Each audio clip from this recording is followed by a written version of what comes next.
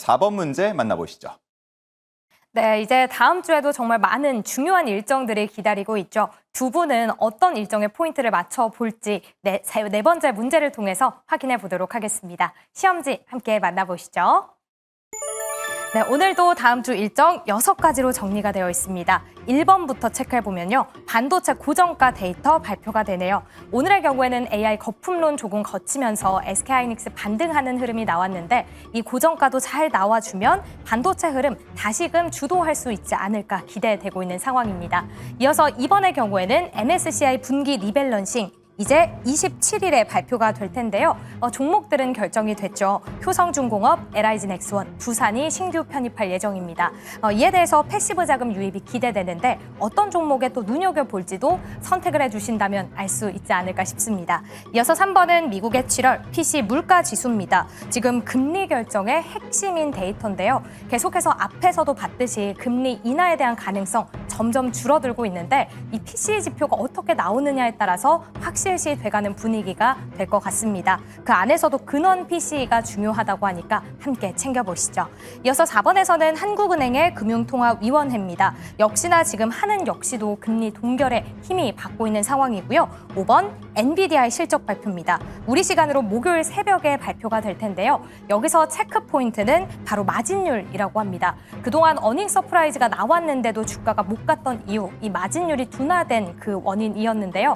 이번에는 시장이 기대하고 있다고 하네요. 목표 주가도 $205로 상향 조정된 상황입니다. 마지막 뜨거운 감자죠. 세제 개편안 논의까지 다음 주 이뤄질 예정인데 이 안에서 하나만 꼽아보자면 어떤 일정에 주목해야 할까요? 바로 체크해 보도록 하겠습니다. 그럼 마지막 주식 남녀의 선택, 모두를 들어주시죠. 자, 두 분의 답을 확인해 보도록 하겠습니다. 자, 5번 나왔고요. 그리고 엔비디아라고 써 있는 5555 써 있는 답이 나왔습니다. 두 분의 의견이 통했는데 우리 또 시청자분들 가운데서 인터넷을 통해서 보고 계신 분들 역시 뭐 채팅창에 엔비디아 실적 발표 주목해 보자라고 많이들 올려주고 계십니다.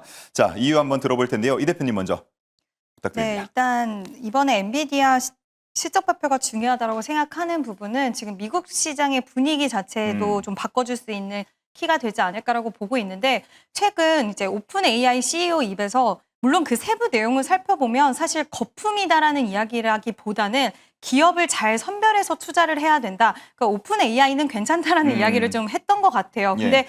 헤드라인만 보면 AI 거품론이다라는 이야기가 굉장히 좀 자극적으로 나오면서 그날 엔비디아를 비롯해서 팔란티어도 그렇고 굉장히 큰 하락폭이 나오기도 했고요. 물론 반등세가 나오긴 했지만 이 AI 거품론이 항상 엔비디아 실적 발표 직전에 나오는 경우들이 있었고 이게 실적으로 시연을 해내면 결국 이런 부분들이 좀 불식이 되는 모습들도 나와주고 있는데 이번에 AI 거품론 이야기가 다시 한번 시장에서 좀 이야기가 나왔다라는 거. 그래서 엔비디아 관련돼서 실적이 잘 나와야지 다시 한번 AI 시장에 대한 이런 모멘텀이라던가 기대심리 충분히 더 가져갈 수 있다라고 보고 있고요.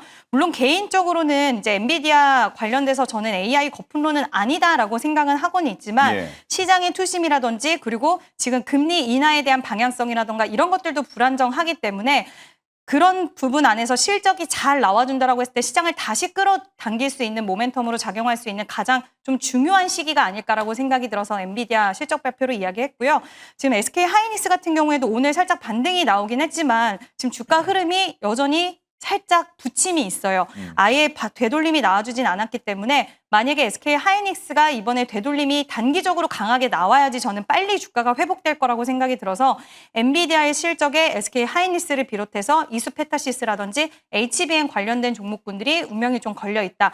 이번에 만약에 실적 미스가 나오게 된다라고 하면 이 종목군들은 좀 조정이 생각보다 더 기간 조정과 가격 조정이 있을 수 있을 것 같아요. 특히 기간 조정이 좀 있을 수 있을 것 같아서 빨리 되돌림이 나와야지 주가도 바로 좀 탄력과 회복성을 보일 수 있기 때문에 엔비디아 실적 발표가 중요하지 않을까라는 의견 드려보도록 하겠습니다. 늘 엔비디아 실적 발표를 앞두고는 실적이 어떻게 나올 것인가, 가이던스가 어떻게 나올 것인가, 그리고 나온 이후에도 이걸 어떻게 시장이 해석하느냐. 계속해서 우리가 주목해 볼 수밖에 없는데 공교롭게도 지금 미국 시장에는 AI 이른바 AI 거품론이 돌고 있기 때문에 더 주목하는 것 같아요. 우리 역시나 하시고 싶은 말씀이 많은 것 같습니다. 여러 가지 이제 보드에 적어 주셨는데 어떤 내용입니까? 일단 오늘 밤에 파월 의장 발언에 대해 가지고 채권 시장이 이걸 어떻게 소화하느냐가 매우 중요하다. 왜냐 그러면은 이 부분에 있어 가지고 최근에 이번 주 내내 지금 S&P 500이 하락하는 모습을 보이고 있는데 요거는 계속해서 금리 인하에 대한 기대값이 매우 높았던 상황에서 파월 의장 혹은 9월 FOMC에서 9월 금리 인하가 2025년에 마지막 금리 인하일 수 있다라는 그런 좀 위기감 때문에 차익 신호이 나오고 있다라는 이야기가 나오고 있습니다. 거기에 추가적으로 이게 뭐 파월 의장의 지난번과 지지난번에 잭슨 홀 미팅을 놓고 보시면은 잭슨 홀 미팅의 채권 시장 영향력이 상당히 큰 모습을 보이고 있습니다. 그렇기 때문에 지금 20년물, 30년물이 4.9% 정도 수준까지 올라가 있는 상황. 지금 10년물 채권 금리 같은 경우에도 미국채 기준에서 4.3% 정도 선에서 왔다 갔다 하고 있는데 요게 만약에 파월 의장의 발언을 통해 가지고 10년물 국채 금리가 4.5% 수준까지 밀려 올라간다 그러면은 요거는 시장의 단기 충격으로 충분히 이어질 수 있더라. 그래서 이 부분에 있어 가지고 파월 의장의 발언에 대한 영향력을 오늘 밤 11시에 무조건 측정을 하셔야 되는 부분이고요. 그리고 엔비디아가 중요하다라고 말씀을 드렸는데 앞서서 엔비디아에 대해서는 많이 말씀을 해주셨고 AI 거품론에 대해서는 한 가지는 말씀드리고 싶은 게 샘 알트만이 AI 거품론에 대해서 이야기했던 이유는 뭐냐 그러면은 메타에서 어마어마한 연봉 전쟁을 걸었습니다. 한 사람한테 500억, 700억, 1000억, 1400억까지 이렇게 배팅을 하는 모습을 보이면서 말 그대로 우리는 이만큼 현금이 있다. 그렇기 때문에 돈 많은 현 상황에서 유망한 기업의 CEO들을 아예 그냥 데려와가지고 회사를 통으로 사버리는 그런 모습을 보이고 있습니다. 이러다 보니까 이게 되면 비용 경쟁으로 들어가는 거고 이 비용 경쟁에서 살아남을 수 있는 기업이라 그러면 오히려 메타와 구글 그리고 아마존과 같은 기업들이 살아남을 수 있고요. 오히려 XAI 같은 경우도 지금은 상장을 목표로 지금 스타트업판에서 일론 머스크가 일선에 서가지고 기술을 개발하고 있기 때문에 오히려 XAI 같은 경우에도 자본 전쟁, 쩐의 전쟁에서는 밀린다라는 평가를 받을 수 있습니다. 오픈 AI 같은 경우에는 아직까지도 계속 적자를 보고 있고 여전히 이제 빅테크의 투자를 유치하면서 성장하기 때문에 이런 부분에서 버블론, 말 그대로 이제 인건비에 대한 버블에 대한 약간 불평을 했다라고 보시면 될 것 같고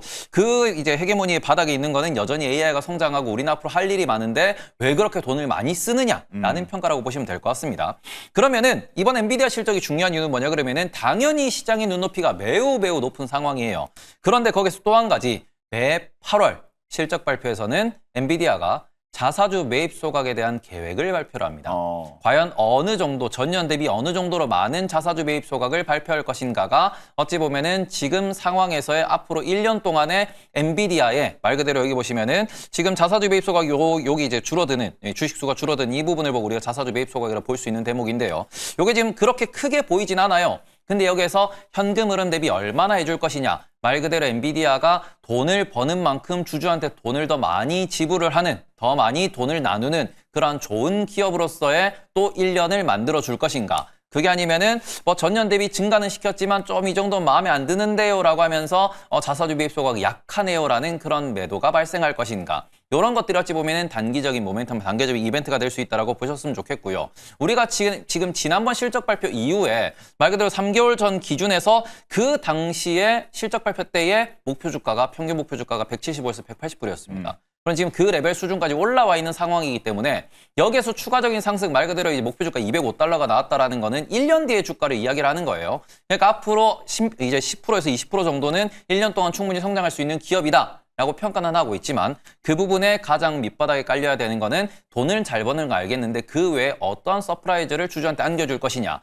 그리고 그런 부분에서는 일단 뭐 루빈과 루빈 울트라까지 우리의 모든 이제 로드맵은 다 알고 있는 상황이니까 이번 실적 발표에서는 바이백, 말 그대로 자사주 매입 소각이라고 부르는 그 부분의 규모가 시장의 심리를 많이 건들 것이다. 그리고 그 부분에 집중해서 좀 보셨으면 좋겠다. 이렇게 말씀을 드리고 싶습니다. 네, 우리가 주목해봐야 하는 포인트에 대해서 정확히 짚어주셨습니다.